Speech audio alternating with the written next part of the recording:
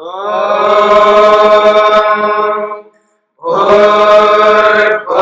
स्वः तत्सवितुर्वरेण्यं भर्गो देवस्य धीमहि धियो यो नः प्रचोदयात्।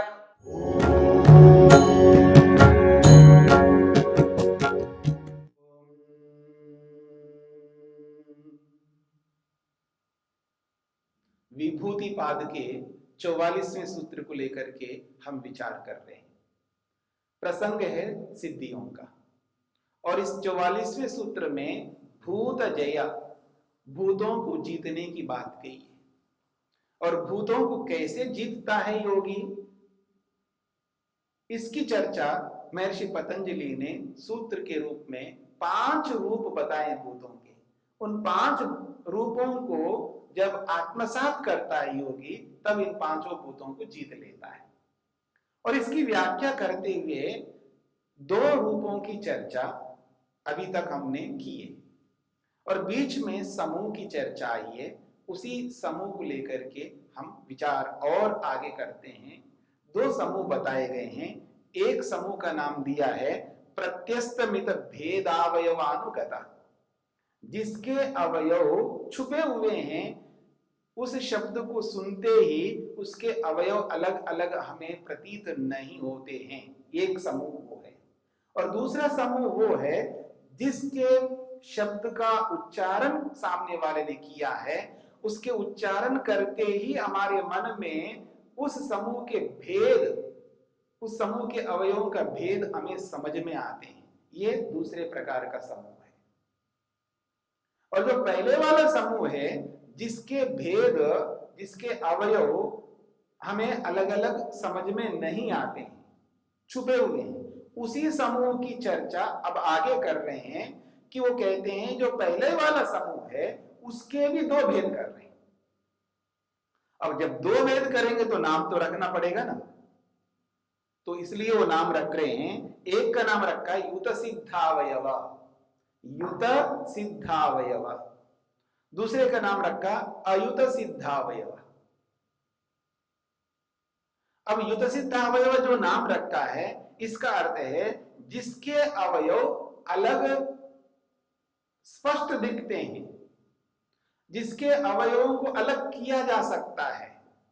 मेरी बात को पकड़ने का प्रयत्न करना। ऐसा समूह है जिस समूह का नाम है युत सिद्धावयव, उस समूह का नाम रख दिया है। और वो जो समूह है, उस समूह में जो अवयव हैं, उन अवयवों को अलग किया जा सकता है। वो अलग अलग रहते हैं, ये भी याद रखना। उस समूह में जो अवयव है वो अलग अलग रहते हैं। अलग अलग रहते हुए एक समूह है, और जिसके अवयवों को अलग किया जा सकता है, उसको युत सिद्धावयव कहा है। और दूसरा जो समूह बताया, जिसका नाम है अयुत सिद्धावयव, जिसके अवयवों को अलग नहीं किया जा सकता, और जिसके अवयव अलग अलग दिखते भी नहीं है। इस बात को समझ लीजिएगा। वो कौन है, कैसे हैं, यही हमको यहां पर समझना है।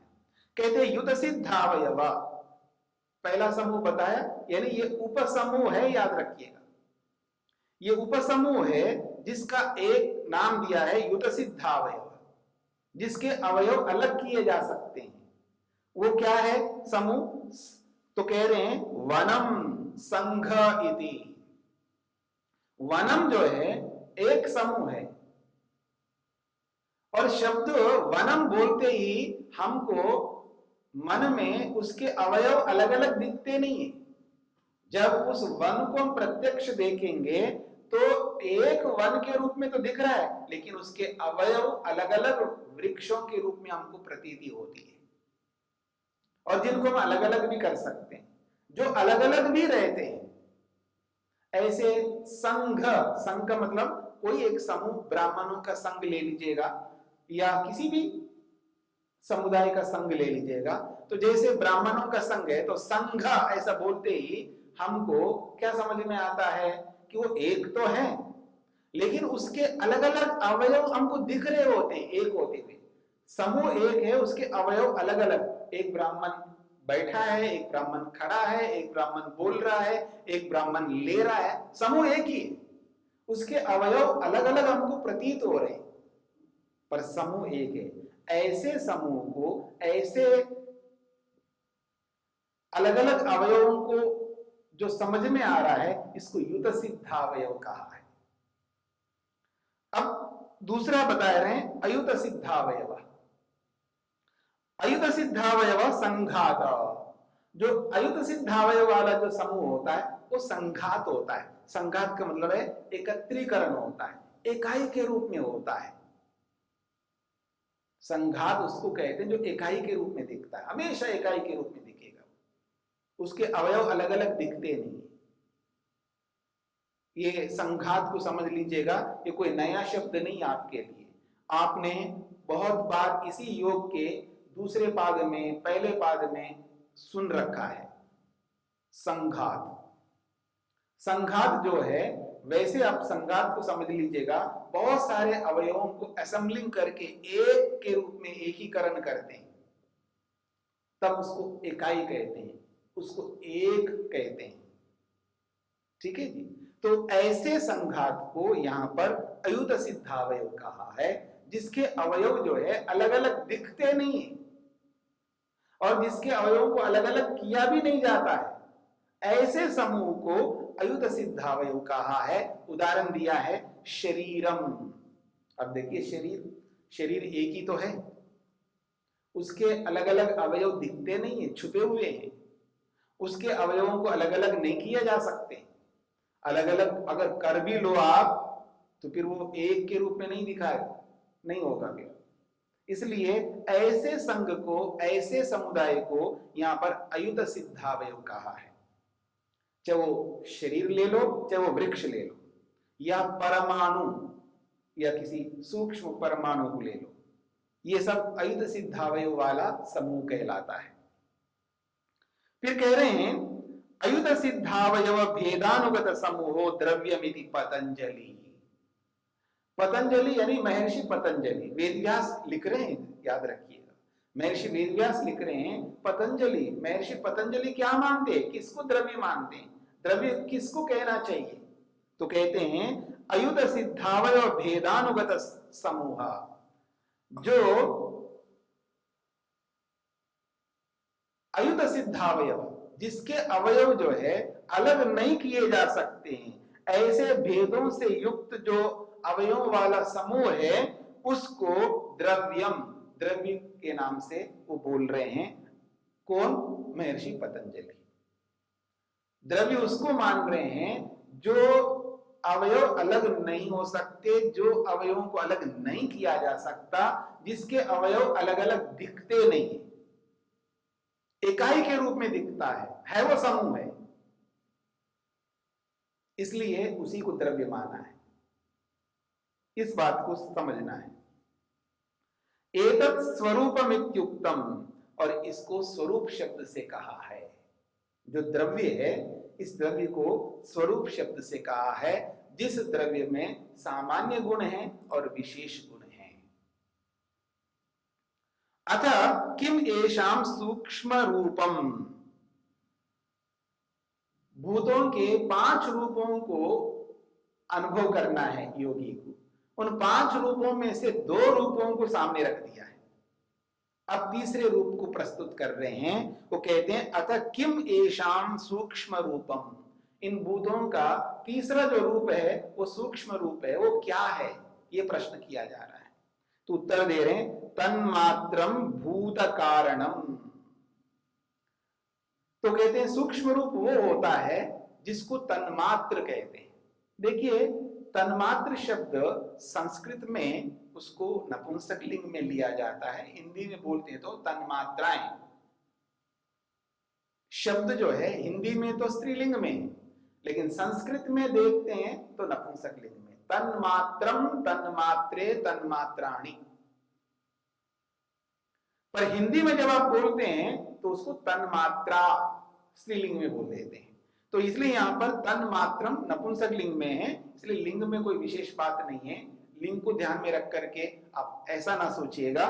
तो कह रहे हैं तन्मात्रम भूत कारणम, पंचमहाभूतों का जो कारण है वो कौन है? तन्मात्र है, अर्थात तन्मात्राएं हैं। इन तन्मात्राओं को ही इन भूतों का सूक्ष्म रूप के नाम से बोला गया है। फिर कहते हैं तस्य एको अवयवः परमाणु। देखिए स्पष्ट यहां पर बताया जा रहा है तन्मात्र का एक अवयव क्या है, क्योंकि तन्मात्र भी एक समूह है। हाँ, ये भी बात समझ लीजिएगा, तन्मात्र जो है वो भी एक समूह है, और वो कैसे समूह है? अयुत सिद्धावयव वाला समूह है, जिसके अवयव पृथक नहीं किया जा सकता, वो एक है, इकाई के रूप में तन्मात्र। लेकिन उस तन्मात्र का एक अवयव, एक पार्ट, वो क्या है? तो कहते हैं परमाणु, क्योंकि बहुत सारे अवयवों को मिलाकर के एक बनाया जाता है। जिसको आप इकाई कहते हैं, जिसको आप द्रव्य कहते हैं, वो वही होता है जिसके बहुत सारे अवयव होते हैं। अनेक अवयवों को मिला करके एक व्यवस्थित रूप से सिस्टमेटिकली उसको असेंबलिंग करके एक वस्तु के रूप में बनाया जाता है। उसको इकाई हम कहते हैं, एक कहते हैं। और जो एक है, इकाई है, वो वास्तव में देखा जाए अनेक अवयवों का समुदाय है। बस इतना है, उसके अवयवों को हम अलग नहीं कर पाएंगे। नहीं कर पाएंगे मतलब है व्यवहार में उसके अवयवों को हम अलग नहीं करते, इसका ये अर्थ है। तो कहना चाह रहे हैं कि तस्य एको अवयव परमाणु, उस तन्मात्र का एक पार्ट, एक अंश, वो क्या है? तो कहते हैं परमाणु। इसका अर्थ है अनेक परमाणुओं को मिलाने पर एक तन्मात्र बनता है। सामान्य विशेषात्मा, और वो कैसा होता है? सामान्य और विशेष स्वरूप वाला होता है। आत्मा का मतलब है स्वरूप, तो सामान्य और विशेष स्वरूप वाला होता है, यानी सामान्य गुण और विशेष गुणों से युक्त होता है। अयुत सिद्धावयव भेदानुगत, और वो अयुत सिद्धावयव भेदों से युक्त है, अर्थात जिसके अवयवों को अलग नहीं किया जा सकता है, ऐसे अवयवों वाला वो समुदाय होता है। इति एवं सर्वतन्मात्राणि एतत् तृतीयम्, इस प्रकार से सर्वतन्मात्राणि, सभी तन्मात्राएं, यानी पृथ्वी की तन्मात्राएं, यानी पृथ्वी का जो कारण रूप है उसके तन्मात्राएं, जल के जो कारण रूप तन्मात्राएं हैं, अग्नि के कारण रूप तन्मात्राएं हैं, वायु के कारण रूप तन्मात्राएं हैं, और याद रखिएगा आकाश के कारण रूप तन्मात्राएं। तो ये तन्मात्राएं जो है ये इन पांच महाभूतों का तीसरा रूप है, ये कहना चाह रहे हैं। अब आगे बढ़ते हैं, चौथा रूप क्या है? तो कहते हैं अथ भूतानां चतुर्थम रूपम, भूतों का चौथा स्वरूप क्या है? तो कह रहे हैं ख्याति क्रिया स्थितिशीला गुणा। ये जो गुण है, देखिए अनेक बार आपके सामने ये बात आ चुकी है। जब सत्व गुण, रजोगुण, तमोगुण जब बोला जाता है तो यहां गुण शब्द द्रव्यवाची है, यानी सत्व द्रव्य, रज द्रव्य, तम द्रव्य। तो द्रव्य का अपर नाम गुण है। इस प्रसंग में जब सत्व रज तम के साथ गुण शब्द जोड़ते हैं, वहां गुण क्वालिटी नहीं है, विशेषता नहीं है, वो गुण शब्द द्रव्यवाची है, द्रव्यवाची, यानी द्रव्य को कहने वाला शब्द है वो गुण। तो यहां पर इसलिए गुणा कह करके तीनों द्रव्यों की बात कर रहे हैं, सत्व रूपी द्रव्य, रज रूपी द्रव्य और तम रूपी द्रव्य। तो इसलिए कह रहे हैं ख्याति क्रिया स्थितिशीला गुणा। ख्याति क्रिया स्थिति स्वभाव वाले ये तीन द्रव्य हैं। ख्याति कहते हैं सत्व को, क्रिया कहते हैं रज को, और स्थिति कहते हैं तम को। तो रज, सत्व रज तम रूपी स्वभाव वाले ये तीन गुण हैं, यानी ये तीन द्रव्य हैं। फिर कहते हैं कार्य स्वभावानुपातिना। कार्य स्वभावानुपातिना, कार्यों के अंदर, कार्यों के स्वभाव में रहने वाले, अनुपाति कहते हैं विद्यमान, रहने वाला। अनुपाति का अर्थ होता है रहने वाला, यानी कार्य पदार्थ में रहने के स्वभाव वाले ये तीनों द्रव्य हैं। इसलिए अन्वय शब्देन उक्ता, इनको अन्वय शब्द से, सूत्र में अन्वय जो कहा है, ये अन्वय का अर्थ है सत्व रजतम, ये अन्वित रहते यानी किसी भी कार्य में विद्यमान रहते हैं। कोई ऐसा कार्य नहीं है, भौतिक जितने भी पदार्थों को हम देखेंगे हर प्रत्येक कार्य वस्तु में ये विद्यमान रहते हैं। कौन? सत्व रजतम, उनके बिना कोई कार्य नहीं है। तो इस विद्यमान रहने वाले कारणों को, जो लास्ट के अंतिम, जिसको आप कहते हैं ना रॉ मटेरियल, इस पूरे ब्रह्मांड का जो रॉ मटेरियल है ना, उसको यहां पर सत्व रजतम के नाम से बोला है। तो ये सत्व रजतम जो है अन्वित रूप में यानी प्रत्येक कार्य पदार्थ में विद्यमान रहते हैं। इस सत्वर स्तंभ को ही अन्वय शब्द से सूत्र में बताया गया है। तो ये सत्वर स्तंभ अन्वय के रूप में इन पांचों भूतों में विद्यमान रहते हैं। यही भूतों का चौथा रूप है, ये बात कहना चाह रहे हैं। तो चार रूप बता दिए, पांचवा रूप बताने जा रहे हैं। वो कहते हैं अथ एषाम पंचमम रूपम अर्थवत्वम, इन भूतों का पांचवा जो रूप है वो अर्थवत्व है। अर्थवत्व मतलब प्रयोजन, अर्थवत्व का मतलब होता है प्रयोजन। इन पांचों भूतों का क्या प्रयोजन है? प्रयोजन मतलब उद्देश्य क्या है, मतलब किसके लिए है पांचों भूत, क्यों है? क्यों पृथ्वी पृथ्वी के रूप में है, क्यों अग्नि अग्नि के रूप में है, कौन क्यों जल जल के रूप में, पांचों के बारे में आप समझ सकते हैं। तो ये अपने रूपों में क्यों है, इनका क्या प्रयोजन है? अगर कोई पूछे कि पृथ्वी का क्या प्रयोजन है, जल का क्या प्रयोजन है, पांचों का क्या प्रयोजन है, क्यों है ये, तो उसी प्रयोजन को यहां पर बताया जा रहा है। इस प्रयोजन को यहां पर अर्थवत्व कहा है। तो क्या अर्थवत्व है इनका? तो कह रहे हैं भोग अपवर्गातता गुणेशु एव अन्वयिनी। ये पांचों भूतों में ये अर्थवत्ता, ये प्रयोजन सदा बना रहेगा। यानी पृथ्वी में, जल में, अग्नि में, वायु में, आकाश में या जिस किसी भी भौतिक वस्तु में ये दो प्रयोजन हमेशा विद्यमान रहेंगे। क्या है ये दो प्रयोजन? तो कह रहे भोग और अपवर्ग। पृथ्वी जो है हमें भोग प्रदान कर रहा है और हमें अपवर्ग मुक्ति की ओर भी ले जा रही है पृथ्वी। ऐसे सबके साथ लगाइएगा, सभी पदार्थ हमें भोग भी करा रहे हैं, सभी पदार्थ हमें अपवर्ग मुक्ति तक पहुंचा भी रहे हैं। ये अलग बात है, हम लोग एक ही प्रयोजन के पीछे लगे हुए हैं, दूसरे प्रयोजन को भूलते जा रहे हैं, वो एक अलग बात है। पर वास्तव में योगाभ्यासी व्यक्ति ही दोनों प्रयोजनों को सामने रखता है। भोग करना भी एक प्रयोजन है और अपवर्ग को प्राप्त करना भी एक प्रयोजन है। तो ये दो प्रयोजन प्रत्येक पदार्थ में है, तो पंचमहाभूतों में भी ये प्रयोजन है। यही प्रयोजन रूपी अर्थवत्व भूतों का पांचवा रूप है, ऐसा कहना चाह रहे हैं। तो कह रहे हैं गुणेशु एव अन्वयिनी, और ये गुणों में अन्वित रहते हैं, यानी ये दोनों प्रयोजन प्रत्येक गुण में विद्यमान है। गुण तन्मात्र भूत भूतिकेषु इति सर्वम अर्थवत्। और ये गुण कैसे हैं जी?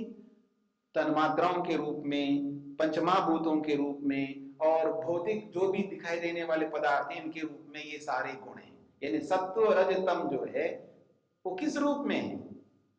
सत्वर स्तंभ तो दिखते नहीं है, पर ये सत्वर स्तंभ किन रूपों में है? तो कहते हैं तन्मात्राओं के रूप में है, पंचमहाभूतों के रूप में है, और सूर्य चंद्र नक्षत्र आदि जो भी दिखाई दे रहे हैं इनके रूप में सत्वर स्तंभ विद्यमान है। और ये सारा का सारा ब्रह्मांड सत्वर स्तंभ से ही बना हुआ है। और इस पूरे के पूरे ब्रह्मांड में भोग और अपवर्ग रूपी अर्थवत्व जो है विद्यमान है, ये कहना चाह रहे हैं। इसलिए सर्वम अर्थवत्, समस्त पदार्थ जो है अर्थवान है, प्रयोजनवान है। तेषु इदानीं भूतेषु पंचसु पंच रूपेषु संयमः। तो कहते हैं उन इन पांच भूतों में योगी क्या करता है? संयम करता है। तस्य तस्य रूपस्य स्वरूप दर्शनम जयश्च प्रादुर्भवति। वो कहते हैं उस रूप का, उस के स्वरूप का उसको दर्शन हो जाता है और उन पर जय विजय प्राप्त होता है योगी को। यानी योगी इन पांचों भूतों के रूपों में, इनके स्वरूपों में संयम करता है, अर्थात धारणा बनाता है, ध्यान करता है इनका, फिर इनकी समाधि लगा करके इनका दर्शन करता है, तब इनको जीत लेता है, ये कहना चाहते हैं। तत्र पंचभूत स्वरूपानि जित्वा भूतजयी भवति। तो कहते हैं इन पांचों भूतों के स्वरूपों को जीत करके योगी भूतजयी बन जाता है, यानी भूतों को जीता हुआ बन जाता है। एक उदाहरण से समझा रहे हैं इन भूतों को जीतने का क्या प्रयोजन है, तो उस प्रयोजन को एक बहुत ही अच्छा उदाहरण देकर के समझाने का प्रयत्न कर रहे हैं। तज्जयात् वत्सानुसारिण्यः इव गावो अस्य संकल्पानुविधायिन्यो भूत प्रकृतयो भवन्ति। बहुत बड़ी बात कही है उदाहरण के रूप में। कहते हैं वत्सानुसारिण्य इव गावः, गावा कहते गायों को, इव का अर्थ होता है समान, गायों के समान, यानी गो माता गाय जो है वो क्या करते हैं, गाय तो गाय जो करती है वत्सानुसारिण्य, वो बछड़ों के पीछे पीछे चलती है। बछड़ा जो है जिधर जाए उधर ही उसके पीछे पीछे दौड़ लगाती है। इस बात को समझ लीजिएगा। गाय जो है हमेशा अपने बछड़े को ध्यान में रखती है, उसकी दृष्टि, उसकी नजर जो है वो बछड़े के ऊपर रहती है। बछड़ा उधर जा रहा है तो उधर जाएगा, इधर जा रहा है बछड़ा तो इधर जाएगा। तो बछड़ा बछड़ी जो भी हो, तो गाय अपने बछड़ों के पीछे पीछे दौड़ लगाती है। यानी गाय अपने रूप में नहीं रहती है, उनके अनुरूप बन जाती है।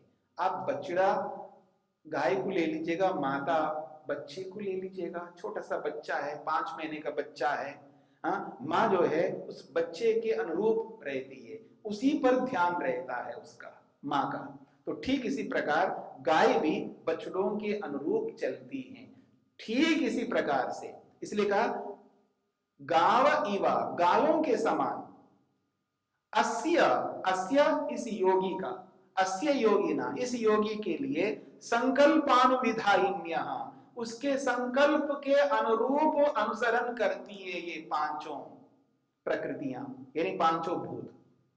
इसलिए भूत प्रकृतयः, ये भूतों की जो प्रकृतियां हैं, भूतों के जो स्वभाव हैं, पृथ्वी का, जल का, अग्नि का, वायु का, आकाश का जो भी स्वभाव है, ये सारे के सारे स्वभाव अस्य, इस योगी के संकल्प अनुविधायिन्या, उसका जैसा जैसा संकल्प होता है उसके संकल्पों को पूरा करने में लगे रहते हैं ये पांचों भूत। ये बहुत बड़ी बात है, यानी भूतों को अपने वश में कर लेता है तो योगी के अनुरूप 5 भूत काम करते हैं। जैसे जैसे उसका संकल्प है उसके संकल्प को पूरा करते हैं। इसका अर्थ है इन पांचों भूतों का योगी वास्तव में सदुपयोग पूर्ण रूप से करता है। बाकी लोग मिसयूज करते हैं, दुरुपयोग करते हैं। इन भूतों का दुरुपयोग करने के कारण से ही आज हम अपने जीवन में अधिक से अधिक दुख पा रहे हैं। तो इन दुखों से छूटने के लिए हमें इन भूतों का सदुपयोग करना है, मिसयूज नहीं करना चाहिए। इसलिए आप देखेंगे ना, पानी के लिए बोला जाता है पानी को देख करके प्रयोग करिए, इसका मिसयूज ना करिए। पानी को ऐसे बहाने नहीं दीजिएगा क्योंकि बहुत आवश्यक है। चाहे वो पानी हो, चाहे वो पृथ्वी के लिए भी कहा जाता है। धरती को हम दूषित करते जा रहे हैं, वायु को तो और ज्यादा दूषित करते जा रहे हैं। हर चीज को हम दूषित करने में लगे हुए हैं, उनका सदुपयोग करने में बहुत कम लगे हुए हैं। इसलिए हम सबका एकमात्र कर्तव्य है इन पांचों भूतों को ठीक रखना है। इनके कारण से ही हम अपने आप को जिंदा रख पा रहे हैं। तो जो जीवन देने वाले जीवनीय तत्व है उनका दुरुपयोग नहीं करना चाहिए, उनको जीत लेना चाहिए और आवश्यकता के अनुरूप इनका प्रयोग करना चाहिए। यही इस भूत जय का उद्देश्य है और कोई ऐसा उद्देश्य नहीं है।